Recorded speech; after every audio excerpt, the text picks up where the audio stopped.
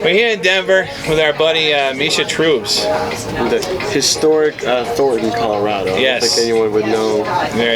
We could say I don't know, what happened in Thornton? The Battle of Thornton?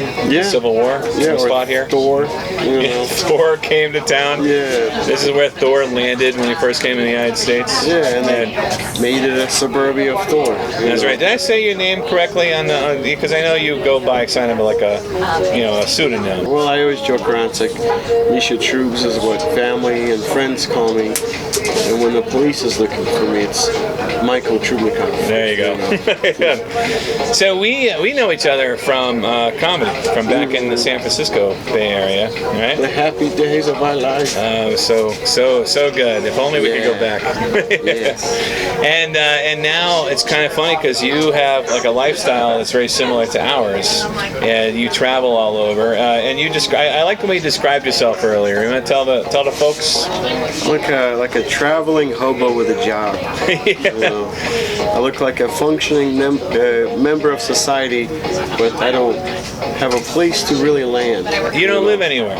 No. Yeah, so you're effectively homeless, just like us. Yeah, exactly. How long have you been on the road? It's been 2 years. Yeah? Yeah, 2 years now. Goes by really quickly. How do you manage it? Because a lot of people, they don't understand how we live like this. You know? I mean, I know what we do. How do you manage to live life on the road?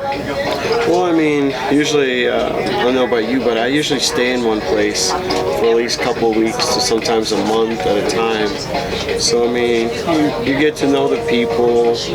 You try to find the things in that area that, people like and enjoy, happy things, Obviously, you branch out and try to check out whatever the place is known for. Sometimes it's known for nothing, and you really gotta have to squeeze the lemons for something. Yeah.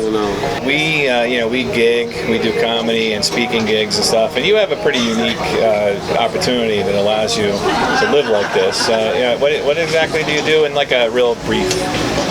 Well, I mean, I guess the serious job of things is working on the wind turbines that generate power, that power hundreds of homes.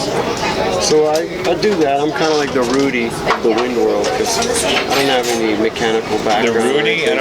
From the movie? The Rudy?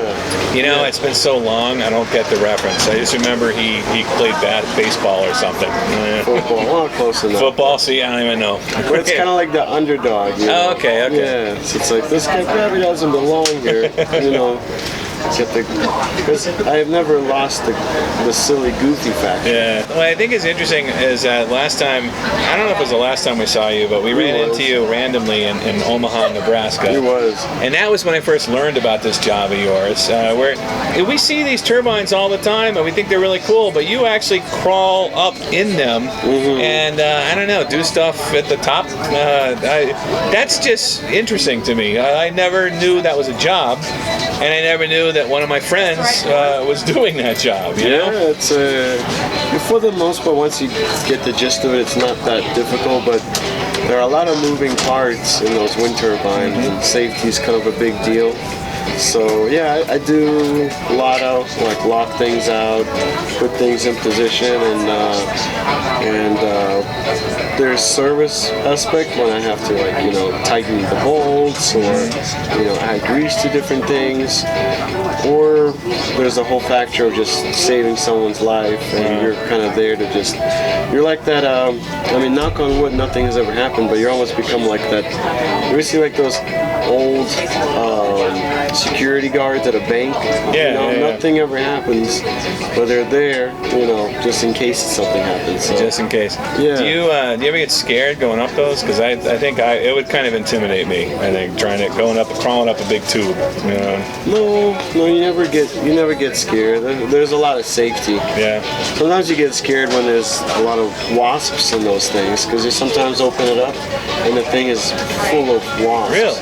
Like hundreds of wasps, but actually crawling, climbing up, it's not too bad.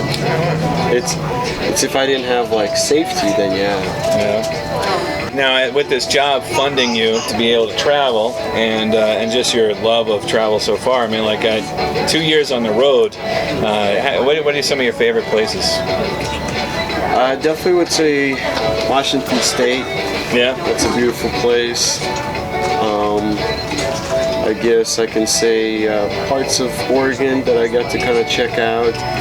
But also, really, it's really the people that you meet. Because some places, you know, like the last place I was at, it was Clinton, Oklahoma. You know, you ride through this town, you smell dog food, because apparently that's where Purina Dog Farm food factory is. So I'm like, there's nothing here.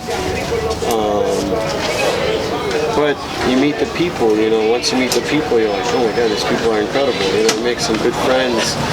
Or when I was in this little town of Dayton, Washington, you don't think much of anything there, but once again, you meet the people, and that's the thing that makes it really special. That's the one thing we really like too, is as we travel, we get to meet people on the road and get to know a little bit about places, or just people's stories too. Yeah. You know?